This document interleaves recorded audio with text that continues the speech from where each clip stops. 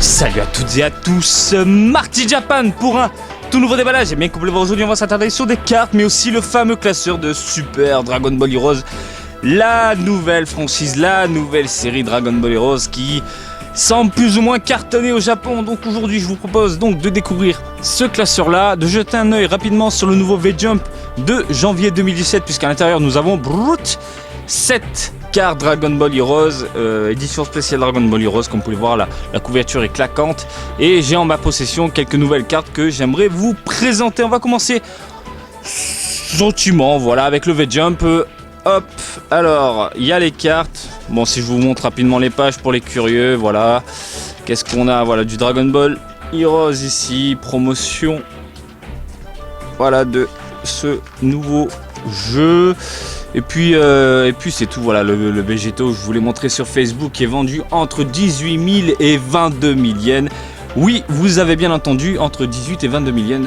Donc je sais pas combien ça fait en euros, mais je suppose que ça doit faire dans les 200 balles. La carte, ça fait mal ici, carte à Dragon Ball, on a déjà vu ça ensemble. Ici le chapitre Dragon Ball Super, du Zenkai Battle, du Dokkan Battle. Voilà, rapidement Dragon Ball Dragon Ball Xenoverse 2, Dragon Ball Fusion. Nous, ce qui nous intéresse, voilà, c'est ça. Hop là. Alors, le petit cadeau à l'intérieur, puisque édition Super Dragon Ball Heroes, édition Dragon Ball, bref, on a ceci que je vais découvrir en même temps que vous. Où est-ce que ça s'ouvre? Hop là, un petit prospectus plutôt sympa, avec Végéto en Super Saiyajin God, Super Saiyajin. Qu'est-ce qu'ils disent? Est-ce qu'ils parlent de Blue? Non. Voilà. Donc le Super Saiyajin God, Super Saiyajin Végéto. Voilà. Pas de Blue, pas de Végéto Blue. Ici, Super Dragon Ball Heroes, donc la nouvelle borne que je vous présenterai ultérieurement via une vidéo spéciale Japon. Quelques référencements au niveau des cartes, par-ci par-là, voilà, du Trunks et compagnie. Les cartes Avatar, et puis l'intérieur. Ouh, ok. Les cartes de cette nouvelle édition-là. Voilà, les UR. Les secrètes avec Végéto. Et Raditz en Super Saiyajin 3, les cheveux longs de la mort qui tue. Hop là. Les CP. Alors, on va s'attarder sur les CP aujourd'hui, quelques-unes. Je n'ai pas acheté les dorés.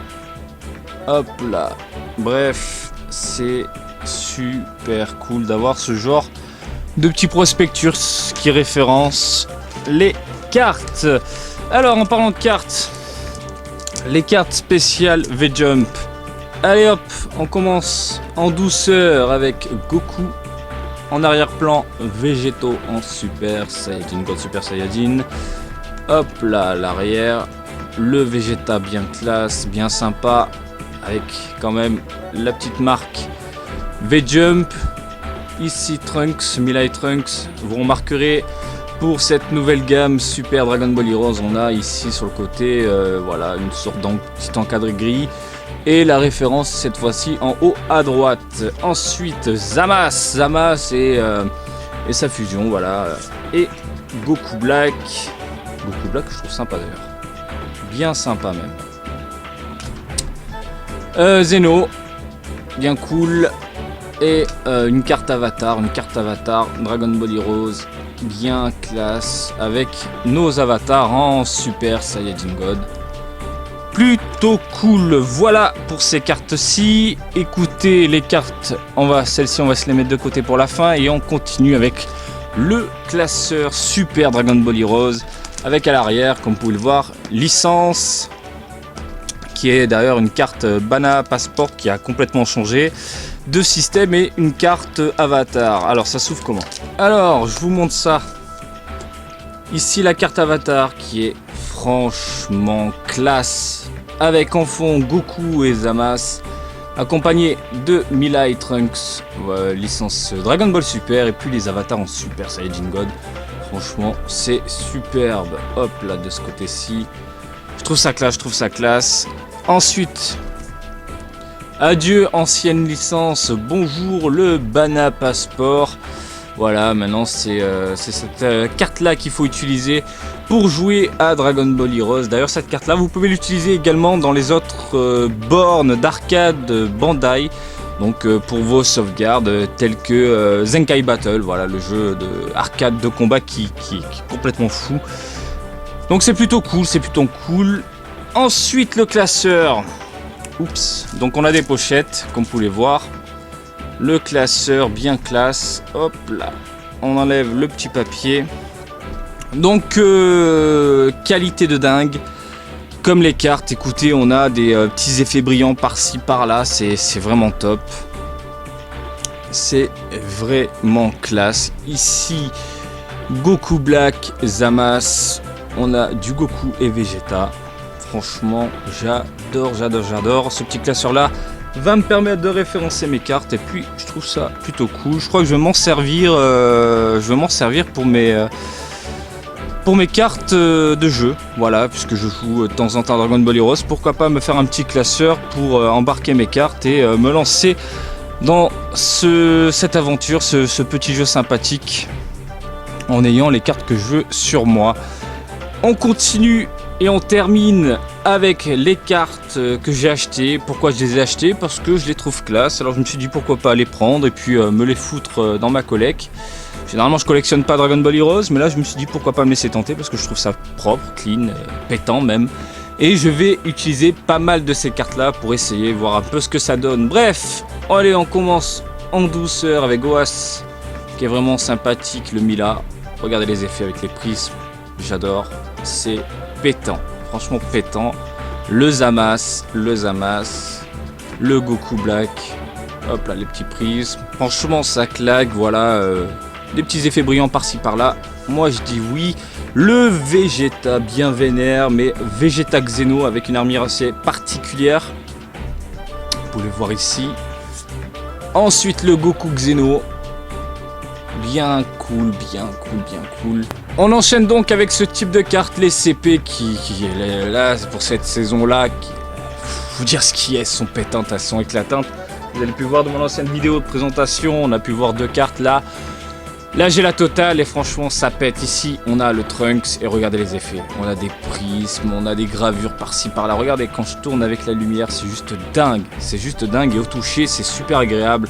On a je sais pas différentes couches voilà qui donne un effet assez particulier à la carte et je trouve que c'est un travail de dingue qui a été fait par les gars voilà, qui sont penchés sur ce type de carte. Ce sont des fous. Ici Goku Xeno, alors là apothéose quoi, apothéose. Regardez le ki, regardez là, ici au niveau du rond, regardez comment ça bouge avec la lumière, c'est juste fantastique, complètement dingue. Goku Black, voilà, c'est marrant quand on se positionne voilà avec cette vue, on voit à peine son attaque et puis dès qu'on tourne avec la lumière, ça met tout en avant. Regardez, on voit bien les éclairs et tout.